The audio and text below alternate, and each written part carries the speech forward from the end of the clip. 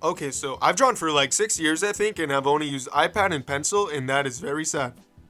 But recently I've tried some different things. I've tried some new stuff out, and I'm gonna kind of rank them because some of them were really good and cool and awesome, and some of them were not that. Yeah. But quick note. I am by all means a professional who knows exactly what I'm talking about and will bring results that are 100% definitive and accurate. No. Generally, here's what I'm kind of grouping these into: digital, paints, smudgers, and ink.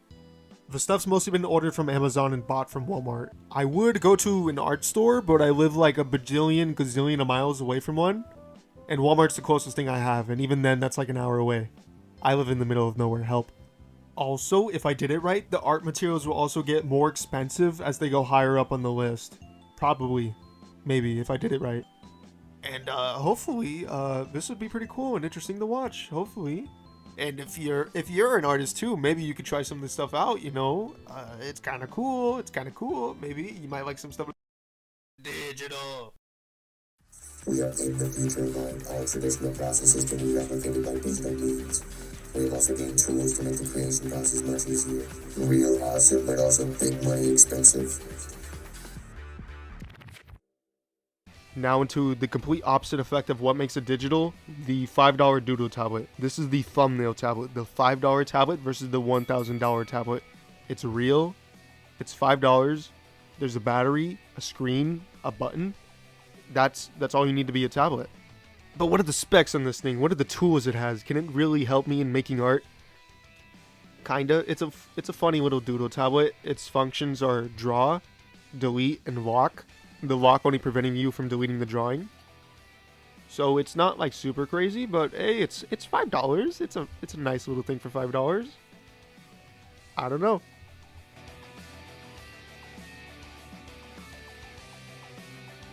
You probably have a phone, right? You're probably watching this on a phone, right? It ain't too bad. I use Sketchbook and it ain't too bad.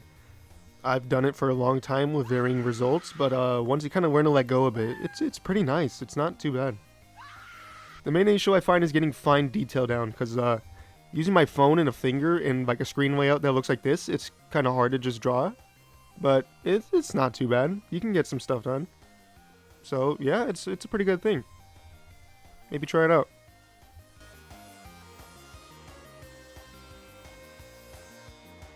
iPad. For digital, I've probably used this one for the longest time. I gotta say, I really like this one. It's pretty much a big phone. Really easy layouts and movability through apps. Big phone. Then you get this cool epic Apple's pen with pressure sensitivity, a weird double button tap thingy, and the iPad charges it, which is really super awesome and convenient. And the pen has only died on me once in my 3 years of use. And I've switched the nib maybe like twice. Overall, it's great. It feels really nice to use through apps, and it's just like a nice process altogether. But is it perfect? Not really. Nothing is. I've had some goofy moments with my iPad. A few times my iPad just like stopped working. It just wouldn't turn on, or it froze and I had to manually reset it with the buttons. Still works though. It was just a little scary. The pen can also pick up dust and scratch the screen, which is horrible to listen to. This hurts. It feels like hitting a puppy with a car. The tablet being kind of medium-ish size too, generally is not for everyone. Some may want it bigger or smaller. I'm kind of mixed on it. Look, I used it so long it's screen burnt now. I also left it in the sun. Being a big phone as well probably isn't super good. There's like weird like touchscreen shenanigans with your hand and your pen. And some may want more features like the computer has, like shortcuts and other things. And like usually you need like other devices to kind of compensate for that. You can add them on, but it's a bigger price. Speaking of price too, this one's kind of iffy. Depending on the size, the storage, the model, and whatever other things are on, it can rise up in price kind of crazy. So kind of watch out for that.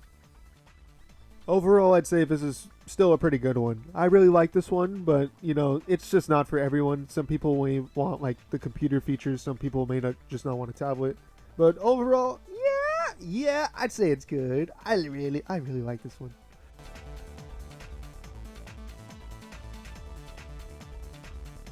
Computer. This one I kind of have a decent amount of experience with. I doodled a lot on school computers, and I mainly did it in MS Paint. It's kind of similar situation to the phone, where it can definitely do some cool stuff, but it's kind of hard to be precise. A mouse and whatever the square touchpad thing is isn't super great for drawing. Doesn't mean it's impossible to make some cool stuff on it though, like this. This is a masterpiece. You know, I'd hang this on everyone's fridge if I could. Personally, I feel this process of mouse and touchpad got me more loose with my drawings. I got fairly more experimental, and it's helped me draw a bit more and get more silly with color. There are definitely artists out there who are insane crazy at drawing with touchpad and mouse, but it's a bit too wonky for me. I just like making funny little doodles on this thing. Even with that, I'd still recommend maybe try this one out. It's good to experiment with, and there's good art programs available, but I try out maybe MS Paint. It's just a little nice, relaxing time in general. You know, if you have a computer available, you know, if you don't.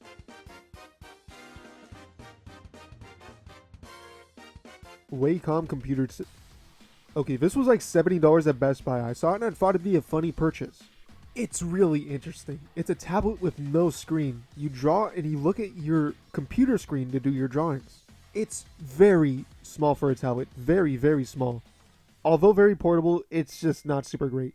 I'm gonna kill you. It's just a bit too small for me. It's not super hard to work with, but it kind of takes some getting used to, especially the no screen bit. It comes with a battery-free pen, which is also pressure sensitive. Epic. The pen has 2 buttons and the tablet has 4 buttons that can each have their own little inputs. This is really awesome and makes computer movements way easier after you memorize and make the button inputs actually useful. It also comes with a free drawing program and some other things too, but I didn't use it, and I don't know if I still have that offer. Oopsie. It also has Bluetooth, which lets it connect to a computer pretty fast and wirelessly, which is very nice. Overall, it's a nice little thing. It's a bit too drastic of a change for me though, with it being pretty darn small and no visible screen being a big change. I hope to use this more in the future though. It's not a bad choice. I'd probably recommend a bigger no screen tablet, but this is pretty fine. Kinda cheap too, I think.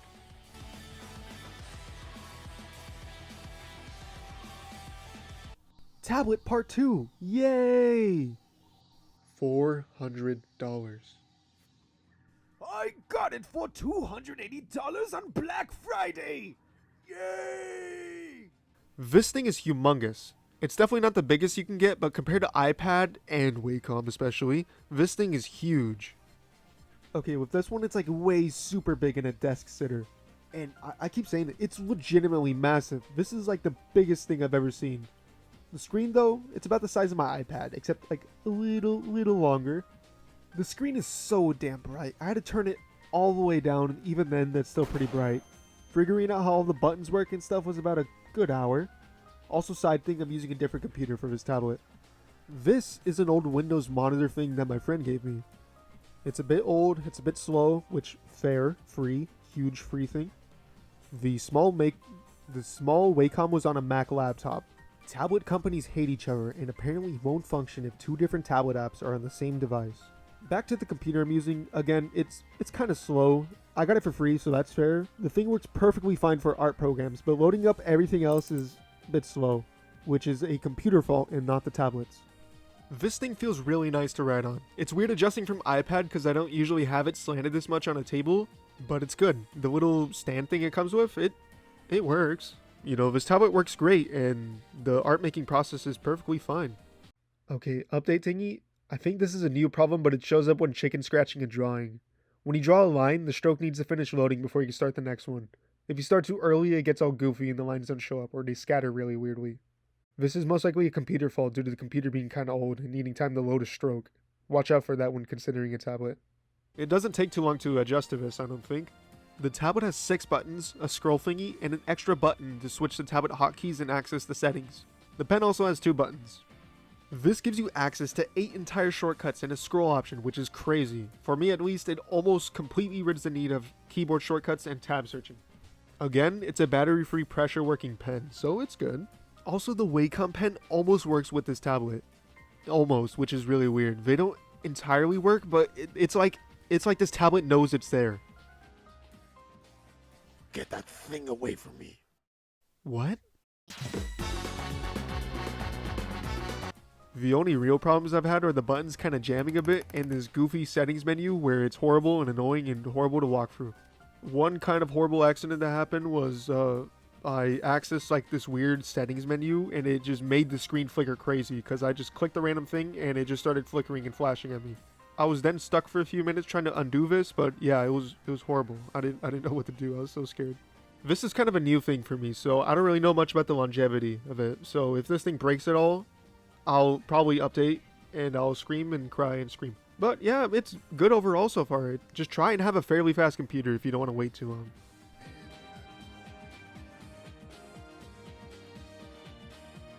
Okay, side note. Apollo got posted to the side and we're talking in the hallway. Please do not just buy a big expensive tablet. It's big and expensive. You should be fairly confident in your art, your money, your time, your device. You're basically really consider if you want one of these. That pretty much goes for everything listed in this video, but really emphasize for this one. $400. It's up to you if you want something like this. I want to show off some art stuff, but not mindlessly be like, go buy this, don't buy that, blah, blah, blah, blah. There's other options out there too. Research goes crazy. I'm a goofy guy who's giving goofy opinions, so my view of this probably isn't the same as yours. Probably. Anyway guys, thank you for joining us in the ApolloCast. I'll be seeing you in the next 1 minute for the paint section, which is coming up in 1 minute, probably. Yeah, digital is goofy. It's fun, it's silly, but it's also kind of expensive. Watch out for that $400 one. I don't really know what else to say. It's fun. Spend wisely.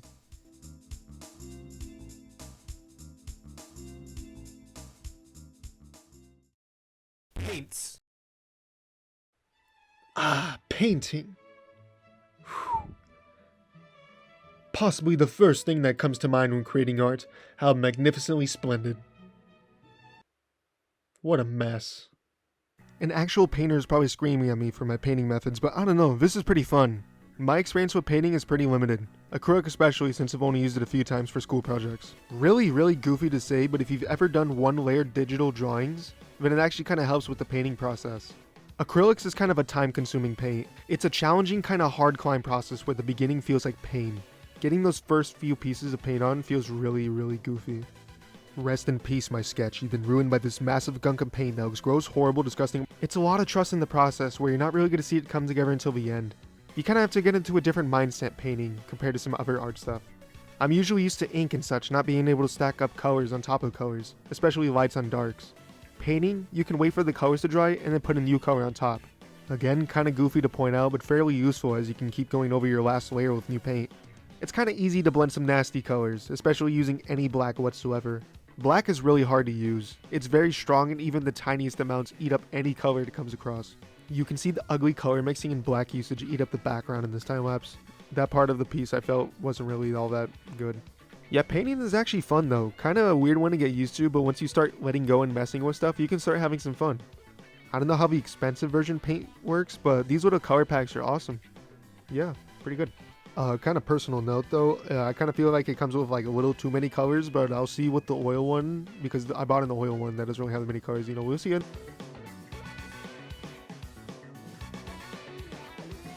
Watercolor. Watercolor is a unique type of paint and it's probably the easiest paint to get into a drawing with. You just need water, a brush, a color pack, and then bam, color. It spreads pretty quick and the colors usually seep into the paper, so inks and such usually stay up front, usually. If you use watercolor too early, or some inks in general, the ink will spread into the watercolor a bit. Kind of annoying. You can also just draw on top of it really easily after using watercolors. No weird paint texture after using it. Very good with most inks and smudgers. It's fast and easy to start with, but this one is kinda goofy to control. The colors come out super inconsistent.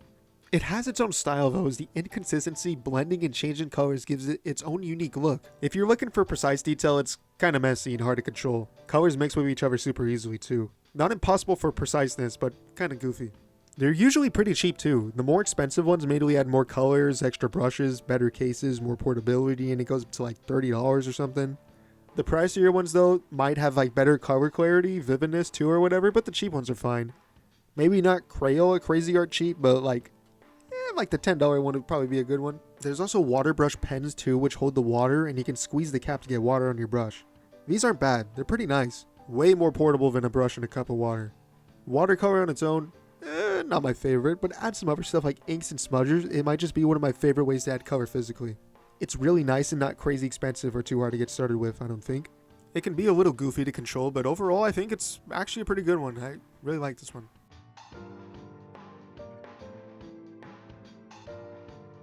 Oil is a really strange paint.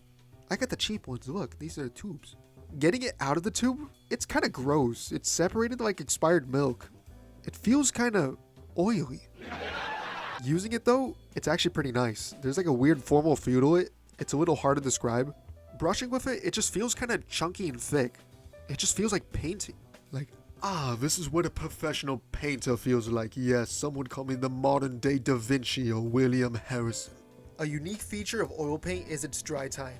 While watercolor and acrylic dry up pretty fast and can be re-wetted and reused if needed, oil just doesn't care.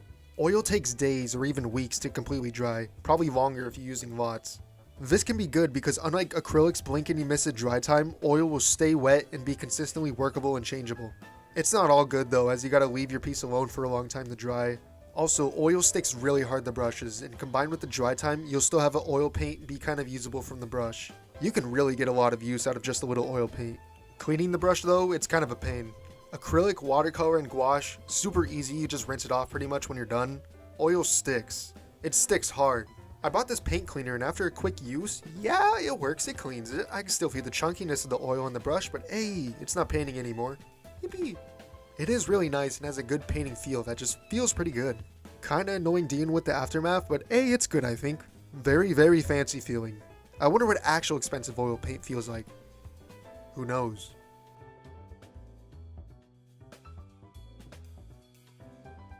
Gouache, gouache, gouache. Gouache is kind of like every paint attribute mixed together. It's interesting. It's kind of chunky to start, but you can loosen it up with water. It dries up fairly fast, but also not really. They last a decent while in these cup holders when sealed right. They dry pretty quick on paper though. Even if they do dry up fully, you can actually bring them back from the dead with water. It's pretty much completely usable again. A downside with that comes with layering. It can be a little goofy trying to paint on top of gouache because you can accidentally spread or mix your stuff together if you get it wet.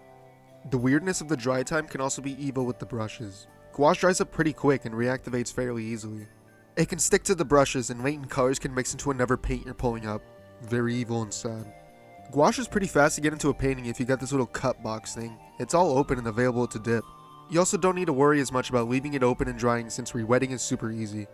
It's also pretty fast to get into a painting too. You just need water, gouache cups, brushes, bam, straight into a painting. I think I heard a few times that the color changes when it dries, but my blind lack of detail seeing self cannot see it. The paints kind of get a little separated and oily after a bit. Kind of gross, but nothing actually bad. All in all, gouache is a nice fun paint. Fairly fast to get into a painting with, and its drying is kind of inconsequential. It's the priciest paint to start off with though. This $16 paint set being the cheapest one I could find, but it's been cool. It's fun I think.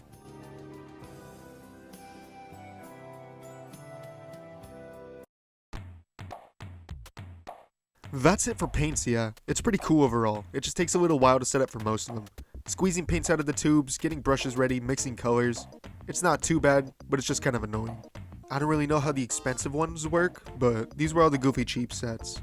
The pricey ones look scary, but all this cheap stuff has been pretty fun. Anyways, we got Smudgers coming up, so yeah, looking forward to that. Yippee!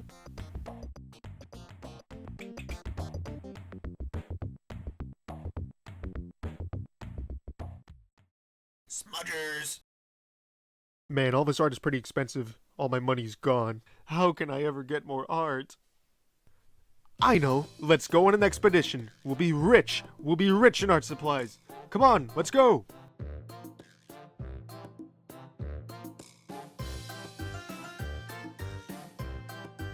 Pencils are a really good general art creator. Super duper cheap usually.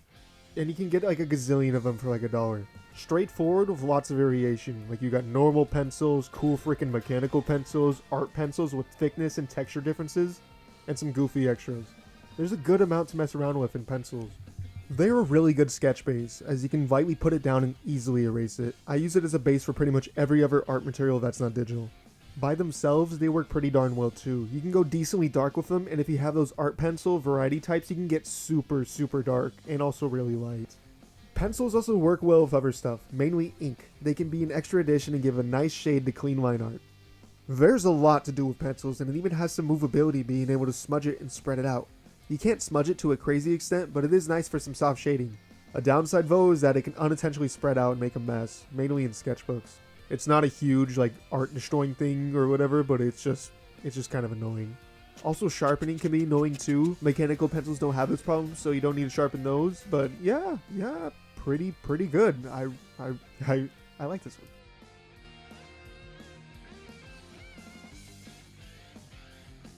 Charcoal is a kind of goofy smudger. It's pencil's grandpa. It's like a pretty cheap, more loose pencil. It's easier to get darker with charcoal, but it's also way easier to make a mess. Mainly the soft ones. Hard ones are pretty similar to pencil. There's a few different types of charcoal too.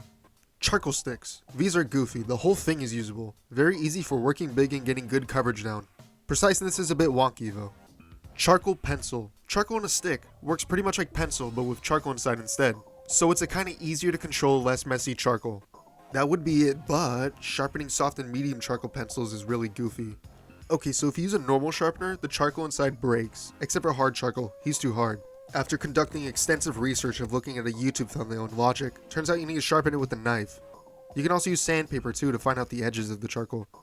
Bam! It works now. Charcoal pencils are real, it's pretty cool, not crazy insane, but it's still kinda cool. Charcoal woodless pencil. The whole thing is usable except it has this goofy plastic coat that doesn't mess with your hands. Pretty nice. It's a bit more fragile since the whole inside is usable. Like last time, sharpening is better with a knife and sandpaper than a pencil sharpener. It's like charcoal pencils pretty much, but without the wood. Way more messier sharpening. You know, not super crazy, but it's an option. Whatever charcoal type you use, it doesn't really matter. It's a very messy medium overall. This will get all over your hands. Charcoal isn't like crazy expensive either. There's packs too that usually come with each of these types of charcoal. Most packs come with this goofy eraser too, since charcoal likes to wipe onto stuff so much. You can mold it, play with it, squish it, stretch it, make funny faces. It's very silly. The main gimmick is being able to shape your eraser and knead the charcoal out of the way. It's interesting. Works with other erasable smudgers too. Charcoal is pretty cool as a loose pencil, but it might be a bit too loose. I found way more fun with it spreading it out, getting shapes around and messing with ideas than I did trying to work precisely. It's kind of too messy and too loose to get preciseness down. Probably not impossible, but it's goofy. Preserving charcoal pieces is kind of a mess as well. Very easy to smudge the work you finished, and over time the charcoal fades away from environmental stuff and moving it around. Very sad. You need a goofy spray to preserve it right, but the one I bought is a workable fixative. Workable spray? I can still smudge it? What's the point? Charcoal is a goofy spreadable loose pencil. It looks cool, it's pretty fast, very workable, a little too workable. It's cool and nice, I don't mind the mess, but trying to preserve this thing is kind of a pain. Not too bad though.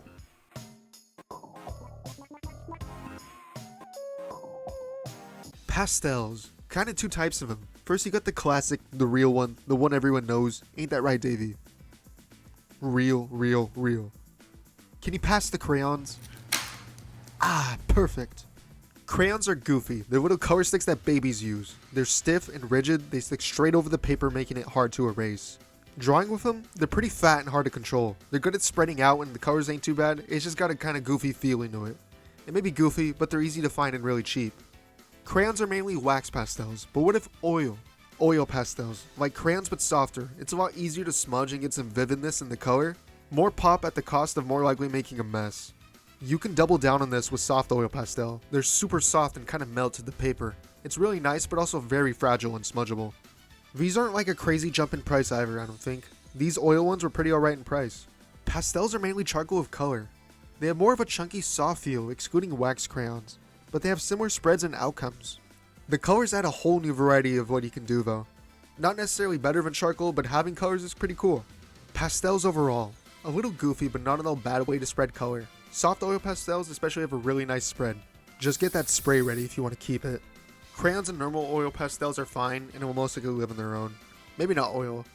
I like this one, it ain't too bad. Pretty cool.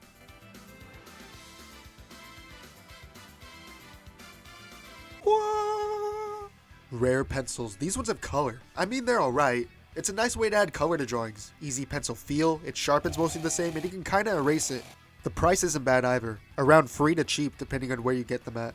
If you want fancy color pencils, they're not crazy high in price I think, but it can kinda add up if you want every specific color. The cheaper ones have a rigid kinda rubbery feel to them, while the pricier ones feel more loose and pencil-like. It's not a crazy insane difference and the outcome is pretty much the same. Color pencils take some time to get bold and vivid on the paper. You ever need some monster pressure or a good deal of patience if you want the color to show up a decent amount. An upside of this though is that it can be really nice for color range, blending, and shading. It just takes some time. The whole process hurts my hand kinda because I want color now. I feel the little string in my wrist. It's definitely a me problem, I'm just impatient. They're a good addition to inks and paints. Watercolor is a good one. Also, fun fact, with darker colored paper, you can actually use the white color pencil. It's pretty cool being able to use it. Some fun stuff with that. Overall, not really my favorite, but it's not bad. Good variation with its colors, not crazy expensive, it just takes some time. It's a good one, I think.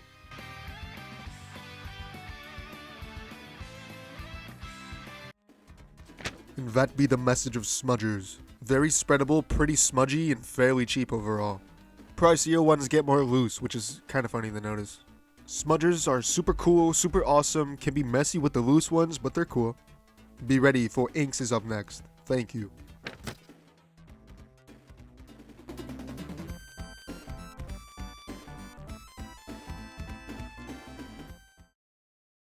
Ink!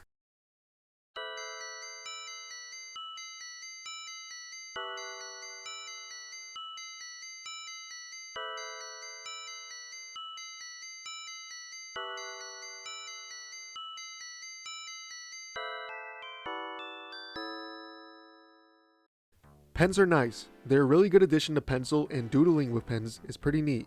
They're nice in general. I like them. They're usually insanely easy to find and cheap.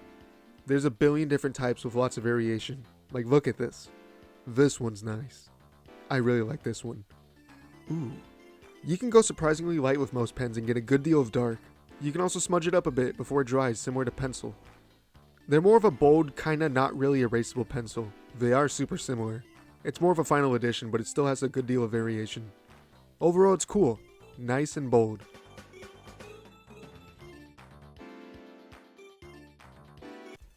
Dip pen.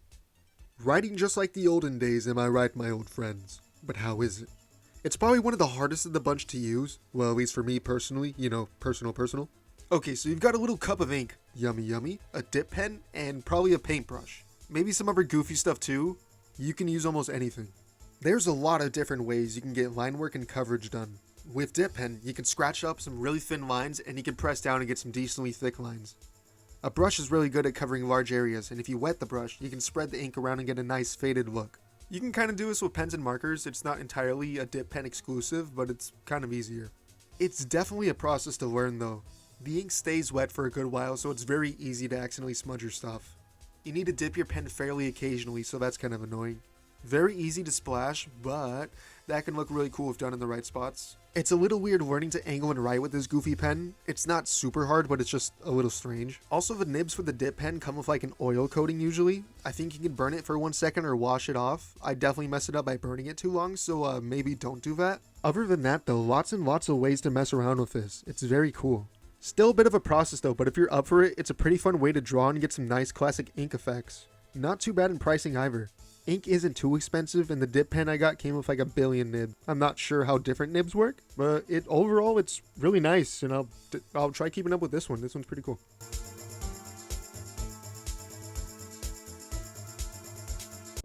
Markers. Lots of different ones actually. Crayola coloring brand type, office Sharpies, these goofy Pigma markers, calligraphy pens, and alcohol markers. Markers are generally good at being bold, consistent, and staying still. Very nice bold lines, a good finalizer for sketches, and nice for sketchy looks as well. You can go decently light and consistently heavy with normal Sharpies and Crayola markers. But if you got these goofy calligraphy, chisel tip, angle stuff, type C, 2mm, whatevers, you can get more variation in line thickness. Also, calligraphy packs come with like a million different sizes for markers. What even are these? Awesome, that's what. These are fairly cheap, yeah. Not too crazy in price. Then there's gulp alcohol markers. Double-edged markers. These are swords. These are so expensive. They were like $30 for this pack. This is the most I've ever seen for markers. I mean, they overlap pretty neat. It's cool and all, but like, that is a lot of money. I mean, it's like really nice looking at. Look at this. This looks really cool, but oh my god, my wallet, my money. This is even like official brand either. What do the actual ones look like? Oh my god. Being real though, they're pretty nice, pretty cool. No idea if Copic is worth it, but I like the alcohol markers. Generally a nice feeling overall and kind of weird way of layering over itself. It also comes with the blending stick. What the heck? Markers overall, I really like these. Just some clean, nice, bold lines. Variation in line thickness isn't too hard to achieve either. Good, good, good.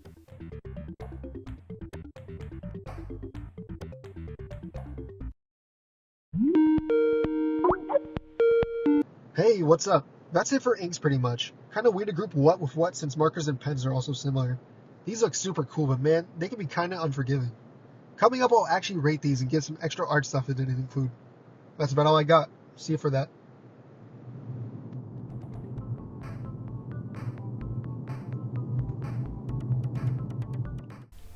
Alright, tier list. This is unscripted tier list. Alright, everything else was scripted. After all those thoughts, this is the unscripted tier list. So, how would I recommend these? How would I recommend someone to use these? Out of all of these things I've choose, what would I recommend and what would I not recommend? Okay, so first off we have the Doodle tablet, which goes, okay, why, there's not really a point to this. It's battery powered, so eventually you're probably gonna have to switch out that battery, but it might last like 5 years without it. There's just not a lot to this. You could do a lot more with pencil and paper, but you know, you can clear it. You can't really save it unless you have like take a picture of it with your phone, but like it is just a Doodle tablet. There's kind of really not really a point to it. Phone is kind of nice. You know, my phone might be good. It's between these two. You'll probably hurt your finger like trying to draw, like do long drawings, but it's not that bad. You can actually get like a good amount of stuff done with your phone, and you probably have one, hopefully. Computer, same thing pretty much. It's not crazy hard to draw with the mouse. It's pretty alright. It's kind of the same situation as the phone, where you do have the resources to make cool stuff, but it's just like adjusting to the way you draw with it. It's just kind of awkward.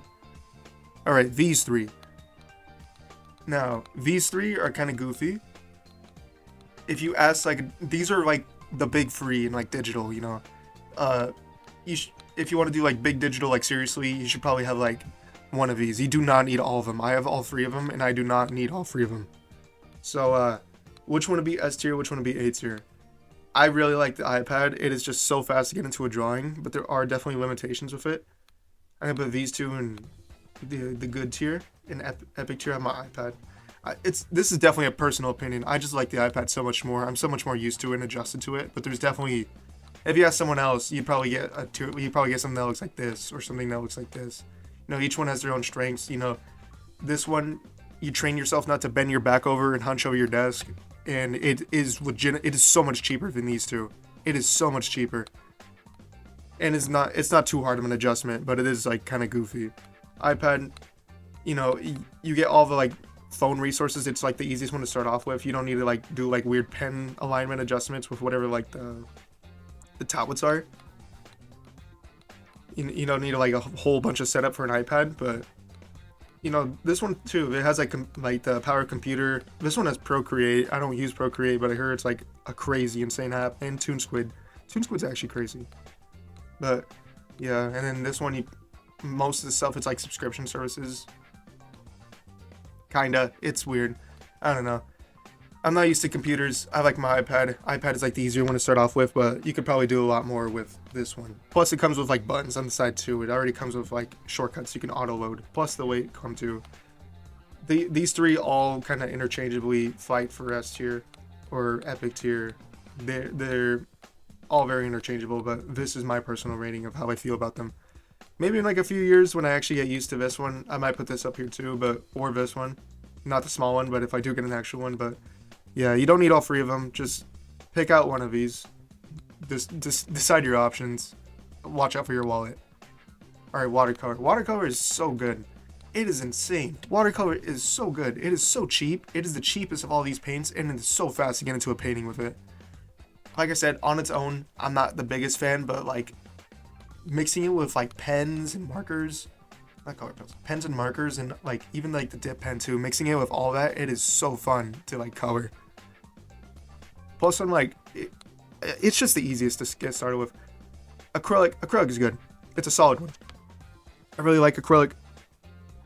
I'm not the biggest fan of acrylic, but it is like a solid paint. It works. It dries. It dries pretty quick. You can wear over stuff pretty easily. It's pretty easy to like work big with it. It's just a good, solid paint. Oil. Oil is really strange. I might put in yeah, but it is. I don't know. It does feel good. It has like a really nice feel to it, and it's like constantly adjustable. But it's just so. I don't like dealing with the aftermath. Like, just having to preserve like your drawing, like set it to the side without it getting like touched. Having to clean everything, it is annoying. It is so annoying cleaning brushes and like the palettes. Plus, you can still feel it after you clean it. So it is just not my favorite, but it is still a nice one. Gouache. I like gouache. Gouache is a good one. I really like gouache. I really like gouache. For working for bigger stuff, acrylic is probably the better option since it actually dries. But like, working big with gouache is a little goofy, but like, it's kind of the similar style. It's like it is just kind of all of these mixed together.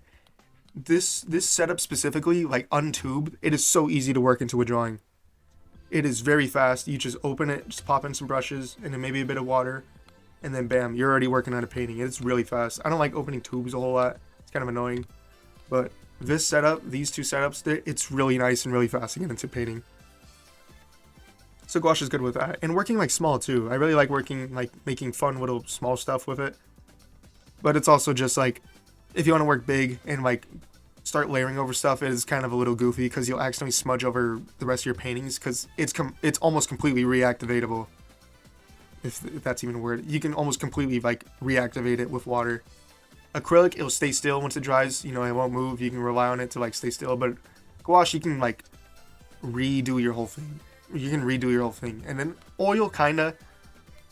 Sometimes, depending on the amount you put down, it'll dry up kind of quick in about like an hour, or it'll dry up like in like a week. But yeah, pencils, S tier. They're so cheap. They're really easy. That's pretty much it. They're kind of simple, but you can do a good amount of them. But the cheapness makes this so high up. Gouache kind of pricey compared to the other paints, but yeah. Charcoal, not the biggest fan of charcoal. I do like it, but I'm just not the biggest fan. It's just the preservation. The preservation is just kind of annoying. I don't know, man. It is so easy to smudge up a charcoal drawing. That's mostly with the soft ones. Hard ones are a little bit more resistant, but working soft is like, I'd say working like with soft charcoal is like the main draw of it. If you're working with hard charcoal, it's pretty much just a pencil. Both like, it's like a weird like pencil's grandpa or something, pencil's uncle. But soft charcoal is kind of where it's at. Just annoying to preserve. You have to buy the spray pretty much if you want to like put it up without smudging it. But you can kind of preserve it, kinda. You just want to spray it. Pastel. Do I have crayons in here? I don't have crayons in here. Oops. I don't have crayons. Dang. Okay.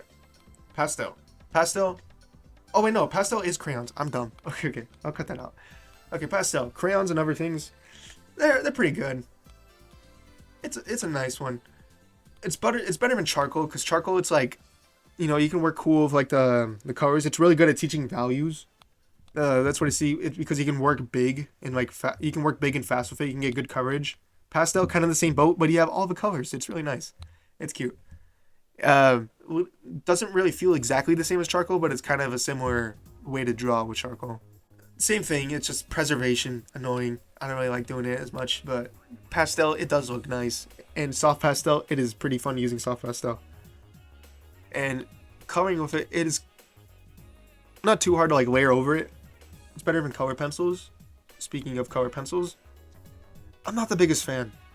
I'm not the hugest fan of color pencils. It is like nice addition to like watercolor and like background elements, but like making whole colors with charcoal, or making whole colors with color pencils, whole big drawings with color pencils, it just takes a really long time. It just takes a little too long for me. I like pastel more because, you know, pastel, you get the whole coverage of color, but it at the cost of preservation mostly.